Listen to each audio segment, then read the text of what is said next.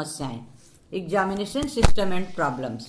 अब भारत में जो हायर एजुकेशन के फील्ड में परीक्षा संबंधी व्यवस्था है, ये एग्जामिनेशन सिस्टम है या उनके प्रॉब्लम्स हैं, तो उनमें कई कमियां भी हैं। छात्रों में ये जुनून रहता है कि छोटी पुस्तकें पढ़ो और परीक्षाएं उत्तीर्ण करो, पतली पतली गाइड पढ़ लो या 20 क्वेश्चन पढ़ लो, फिर पास हो जाओगे, ऐसा है ना। तो अहमदी समिति की रिपोर्ट ने कहा है कि वर्तमान जो शिक्षा प्रणाली है, प्रेजेंट पर एग्जामिनेशन सिस्टम है, वो उनकी बहुत आलोचना की है, क्योंकि छात्रों के दृष्टिकोण और उनके अध्ययन पद्धति, मूल्यांकन व्यवस्थाओं का पर भी गहन दृष्टिकोण अपनाया है। समिति ने यह बताया कि छात्रों की पढ़ाई जो है उन छोटी छोटी पुस्तकों पर आधारित है, जिससे बहुत थोड़े से सैद्धांतिक प्रश्न और उत्तर होते हैं। तो आश्चर्य इस बात की है कि इसी प्रकार के वर्ग की पुस्तकें पढ़कर परीक्षाएं उत्तीर्ण कर लेते हैं बच्चे, और टेक्स्ट बुक के स्थान पर ये सस्ती और संक्षिप्त और अधूरे ज्ञान से भरी पुस्तकें पढ़ते हैं, और छात्रों द्वारा परीक्षा उत्तीर्ण करने की प्रवृत्ति पर किसी का ध्यान नहीं जा रहा है, जो कि बहुत ही दुखद है। तो समिति ने अपने प्रतिवेदन में छात्रों की निम्न बुरी आदतों का वर्णन किया है। क्या बुरी आदतें हैं?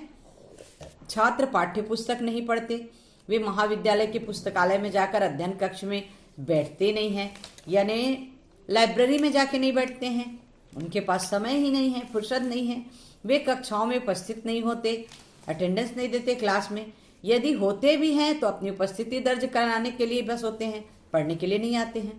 तो ये महत्वपूर्ण प्रश्न जो है परीक्षा के दृष्टिकोण से की खोज में रहते हैं। ये एक महत्वपूर्ण इंपॉर्टेंट क्वेश्चन कहाँ है, कौन कौन से क्वेश्चन आएंगे, बस यही देखते रहते हैं। तो वे अधिनियम जो बियर एक्ट हैं, ये इसको पढ़ने के लिए ये चलते हैं, जबकि ये अध्ययन पद्धति पर नहीं चलते। ये तो साठ होते हैं और इनको इन लोग बहुत महत्व देते हैं। तो वे परीक्षा उत्तीर्ण करने के सस्ते रास्तों को अपनाते, शॉर्टकट अपनाते हैं, और छात्र व्यवहारिक ज्ञान अर्जित करने के लिए इच्छुक नहीं रहते। और ये व्यवहारिक तरीके की पद्धति जो है, क्लिनिकल मेथड एंड टीचिंग, ये कब होते हैं? जैसे मूट कोर्ट हो गया, विधिक सहायता केंद्र हो गया, लोक अदालत हो गया, विधिक सुधार प्रतियोगिताएं हो गई, परामर्श व्यवस्था हो गई, वैकल्पिक विवाद निपटारा, ये सब इसमें रुचि नहीं लेते और नाम मात्र का ही ध्यान इस ओर देते हैं। न सेमिनार में उपस्थित होते हैं, न वाइवा में उपस्थित होते हैं, लास्ट में एब्सेंट होने पर महाविद्यालय को दोष देते हैं। तो ये 75% अटेंडेंस देने का प्रावधान है। अब ये 75% अटेंडेंस क्या, ये अटेंडेंस के नाम से नील ही रहते हैं। अब इसके दुष्परिणाम क्या होते हैं? दुष्प्रवृत्ति, छात्र केवल किताबी ज्ञान तक, बुकिश नॉलेज ही अर्जित कर पाते हैं, क्योंकि वो पुस्तक देख के पढ़े हैं। पुस्तक मतलब 20 क्वेश्चन सीरीज।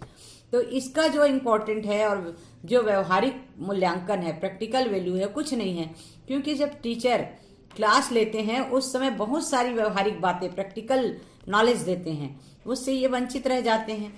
तो विश्वविद्यालय अनुदान आयोग जो यूजीसी ने विधिक प्रकोष्ठ में इस व्यवस्था में सुधार किए जाने की पहल की है। क्या पहल की है कि स्टैंडर्ड ऑफ लॉ का स्टैंडर्ड है उसको ऊंचा उठाया जाए, और इसके लिए कुछ नियम भी बनाए हैं, तो जिसका पालन विधि अध्यापन करने वाले महाविद्यालय और विश्वविद्यालय को करना होता है। ये कार्य किए जाने के लिए विश्वविद्यालय अनुदान आयोग संवैधानिक रूप से जिम्मेदार है, यानी रिपोर्ट लेना चाहिए प्रत्येक कॉलेजों का, यूनिवर्सिटीज का। तो इसके लिए भी अधिकार है। पाठ्यक्रम विकास समिति 1988-90, LLB, LLM, ये सब जो पाठ्यक्रम तैयार किया जाता है उसे विश्वविद्यालय अनुदान आयोग ने पुनरीक्षित और अत्याधुनिक बनाकर 2001 में लागू किया, और बार काउंसिल ऑफ इंडिया ने भी विधि के पाठ्यक्रम को अधिक व्यवस्थित किया है। तो दिल्ली विश्वविद्यालय के विधि विभाग ने 22 से 25 मई 1999 में आयोजित अखिल भारतीय शिक्षक संघ के भारत के विधि आयोग के अधिनियम की धारा 7(1) में ये कहा है कि विधि शिक्षा के स्तर को उच्च मापदंड के अनुरूप बनाने के लिए भारत में विश्वविद्यालयों और राज्यों की विधिक परिषद से समन्वय कर कार्यवाही करना चाहिए। अब विधि शिक्षा के सुधार को, विधिक शिक्षा जो लीगल एजुकेशन है उसमें, उसके स्टेटस में क्या क्या सुधार करने चाहिए, अमेंडमेंट करने चाहिए। तो भारत में विधि आयोग, विश्वविद्यालय अनुदान आयोग और भारत की जो विधिक परिषद है, bar council of India, state bar council ने मिलकर आपस में देश के विधि के स्तर को सुधारने के लिए, परीक्षा पद्धति में सुधार लाने के और विशेषकर विधि शिक्षा को सुधारने के कई प्रयास किए हैं, परंतु इसमें कोई विशेष सुधार परिलक्षित नहीं हो रहा है। परीक्षा व्यवस्था जो है बुरी स्थिति ही चल रही है और सोचनीय भी है। ये कहा जा सकता है कि जो प्रेजेंट एग्जामिनेशन सिस्टम है वो बहुत बुरी है, उसमें बहुत कुछ सुधार लाना चाहिए। अब क्या सुधार लाना चाहिए, क्या सुधार की आवश्यकता है? तो पहला है व्यवहारिक शिक्षा को प्रशिक्षण और अनिवार्य बनाया जाए। व्यवहारिक शिक्षा जो है प्रैक्टिकल नॉलेज है, जैसे 15 दिन कोर्ट जाना, 15 दिन कोर्ट जाएंगे तो बच्चे प्रैक्टिकल नॉलेज हासिल करेंगे और इसमें छात्रों को नियमित रूप से उत्तीर्ण होना आवश्यक माना जाए। यदि हम प्रैक्टिकल नॉलेज देते हैं या हर महीने इस दिन की परीक्षा लेते हैं, आपका कितना कोर्स हुआ है, चलो एक क्वेश्चन पेपर देते हैं और उसको आप तैयार करके आंसर लिख के 2 क्लास में, 3 घंटे की क्लास में, 3 घंटे की क्लास है, आप बताइए। तो इस स्थिति में विधि के शिक्षा में सुधार हो सकता है। परीक्षा पद्धति में सुधार किया जाना और कक्षाओं में पढ़ाई और आंतरिक कक्षा मूल्यांकन को प्रोत्साहित किया जाना चाहिए।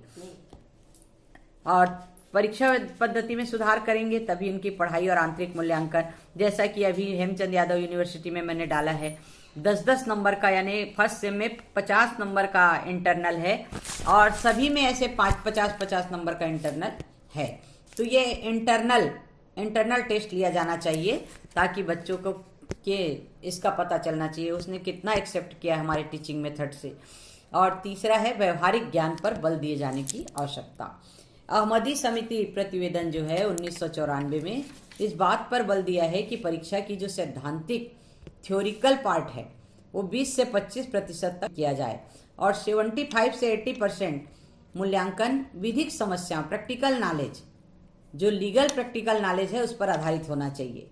तो यहाँ विधिक समस्याओं का जो भी हल है, लीगल प्रॉब्लम्स जो भी आ रहे हैं उसका कैसे सॉल्यूशन किया जाए, इसका कारण ये है कि छात्रों को प्रैक्टिकल नॉलेज, एक्टिविटीज, रचनात्मक जो ये है मस्तिष्क का विकास हो सके।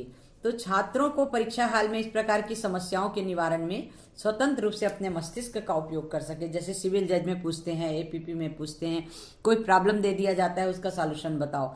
तो इस प्रकार एक्टिविटीज जो है, ये मेथड जो है प्रैक्टिकल मेथड, ये कक्षाओं में प्रयोग किया जाना चाहिए, जिससे इंटरनल जो है इंटरनल असेसमेंट में सहायता मिलेगी, हेल्प मिलेगी और पक्षपातपूर्ण रवैया भी नहीं रहेगा इसमें। और समस्या पद्धति, प्रॉब्लम सिस्टम में परीक्षाओं को अपनाया जाकर एक हद तक मूल्यांकन के लिए बचा भी जा सकता है। सेमिनार दे रहे हैं, 2 जज बैठे हुए हैं और वो उसको ये कर रहे हैं। अब कैसे बच्चा कैसे पढ़ रहा है, ये सेमिनार दे रहा है, पढ़ के दे रहा है, कॉन्फिडेंस से दे रहा है, कैसे दे रहा है और इसको कितना नॉलेज है, इस चीज़ को जज करेंगे। और छात्रों के साथ न्यायपूर्ण व्यवहार में भी बहुत लाभ होगा। प्रत्येक बच्चे आगे बढ़ने के लिए ये करेंगे, मैं भी सेमिनार दूंगा, मैं भी इसमें प्रैक्टिकल नॉलेज के लिए मैं भी कोर्ट जाऊंगा, इस तरह से भावना की उत्पत्ति होगी। परीक्षा पद्धति, एग्जामिनेशन सिस्टम की सबसे बड़ी विशेषता है कि इसको साफ सुथरा और सच्चा होना चाहिए, इसका मूल्यांकन सही होना चाहिए और छात्रों को इससे किसी प्रकार कोई शिकायत नहीं होनी चाहिए। तो जैसा पेपर बनाया है वैसे अंक आए हैं तो छात्रों को शिकायत नहीं रहेगी। अहमदी समिति ने अपने सुझाव में बताया, स्पष्ट किया कि परीक्षाओं में सामान्य पद्धति को प्रत्येक प्रश्न पत्र में 75% अंक, 75% मार्क्स आवंटित किए जाएं और 25% थ्योरी में रखे जाएं। तो इससे क्या होगा, छात्र अपने मस्तिष्क का, प्रत्येक प्रश्न पत्र में अपने मस्तिष्क का उपयोग करेंगे, मेमोरी का उपयोग करेंगे और मूल्यांकन भी निष्पक्ष होगा और कक्षा में उपस्थिति की समस्या का समाधान भी इसी मेथड से हो सकता है। अब इसके निष्कर्ष क्या हैं? जो प्रेजेंट एग्जामिनेशन सिस्टम है वो अच्छा नहीं है, इसमें सुधार की आवश्यकता है और इस प्रसंग में अहमदी समिति की जो सिफारिश है वो सही और आवश्यक है। जो विधि का विषय व्यवहारिकता पर आधारित है और परीक्षा व्यवस्था को सुधारने के लिए इसमें जो समस्या निवारण पद्धति है उसको अपनाया जाए, ये सही और उचित होगा और क्लिनिकल मेथड को अपनाया जाना ज़्यादा कारगर होगा और विधि के छात्र कर जो प्रैक्टिकल नॉलेज की ओर अग्रसर होंगे। तो यदि आप लोग से पूछा जाता है कि विधिक शिक्षा में भारत के विधिक परिषद के निर्देशों की समीक्षा कीजिए, यानी बार काउंसिल ऑफ इंडिया ने क्या इसमें योगदान दिया है और क्या लीगल एजुकेशन प्रैक्टिकल नॉलेज पर आधारित होना चाहिए, इस पर चर्चा कीजिए। और यदि ऐसा क्वेश्चन आता है कि भारत में परीक्षा प्रणाली के दोषों की विवेचना कीजिए और उसमें क्या सुधार की आवश्यकता है, तब ये जो मैं अभी लेक्चर दी हूँ उसको आपको लिखना है। अब अगला लेक्चर कल करेंगे।